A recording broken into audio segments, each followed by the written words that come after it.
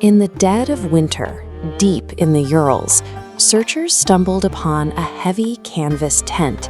It sat battered by winds and temperatures reaching 22 degrees below zero.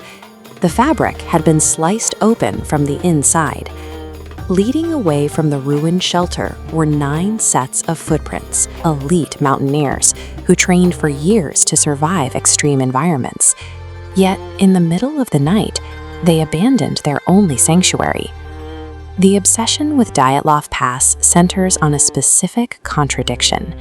The physical evidence found at the scene cannot coexist with standard models of wilderness survival.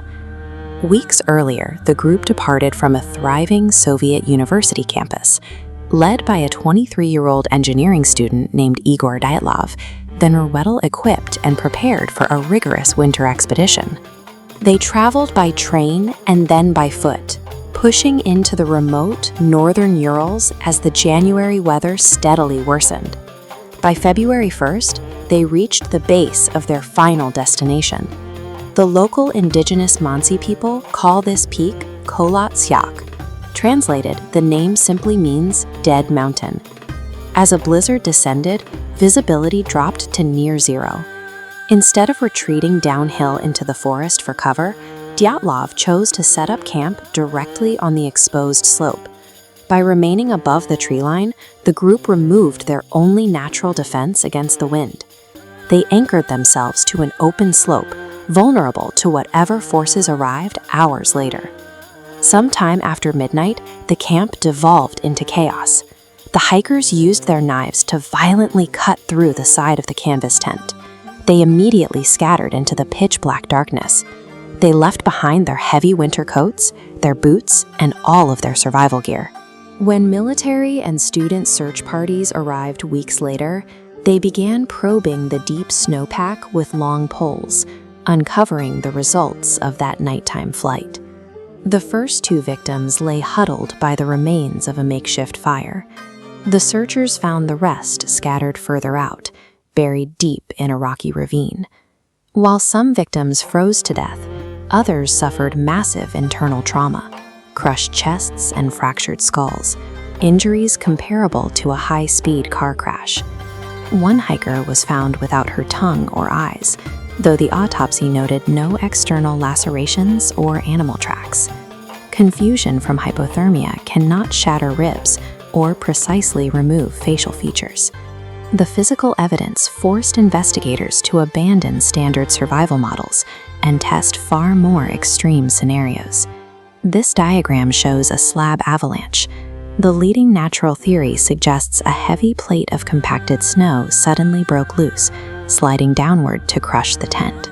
But when we adjust the terrain angle to match the actual topography of Kholat Syakh, the physics fail. The slope was too shallow for a slab avalanche to occur.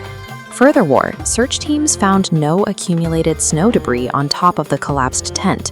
With natural causes lacking evidence, suspicion turned toward human threats. Some hypothesized the hikers inadvertently wandered into a covert Soviet military testing zone. Forensic lab tests added a technical layer to the military theory. Researchers detected high levels of beta radiation embedded directly in the fibers of the victims' recovered clothing. Supporting the idea of military involvement, another group of hikers camped 30 miles away reported seeing glowing orange spheres in the night sky. It was an era of intense atmospheric testing. Yet a covert weapons test leaves gaps in the timeline. Airborne radiation fails to explain the severe trauma to the ribs, or the surgical absence of soft tissue without accompanying shrapnel or entry wounds.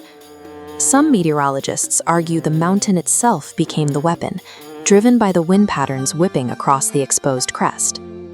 This topographic map illustrates a natural phenomenon called a Kármán vortex street. When continuous winds strike a rounded peak like Kholat Syakh, the air currents separate and create miniature, invisible tornadoes that produce oscillating, low-frequency sound waves. These waves generate infrasound. While humans cannot hear it, exposure triggers physiological reactions, profound nausea, an intense sense of dread, and panic without any visible source. An infrasound assault explains 9 survivalists slashing open their tent and running blindly into the freezing night. But wind and sound waves alone cannot exert the physical force required to shatter human bone.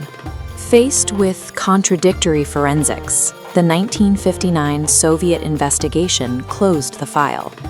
The final report concluded that the hikers died because of an unknown compelling force. That phrase remains the official conclusion. Even after Russian authorities briefly reopened the inquiry in 2019 to blame a localized avalanche, the victims' families reject the finding, pointing to the ignored radiation and the shallow slope. In the absence of scientific certainty, older narratives remain. The indigenous Mansi people hold generations of localized history regarding the hostile entities roaming the isolated ranges of the Urals. Today, the slopes of Kholat remain silent. The torn tent and the footprints are long gone, leaving only the frozen mountain itself. The case remains open because the evidence is mutually exclusive.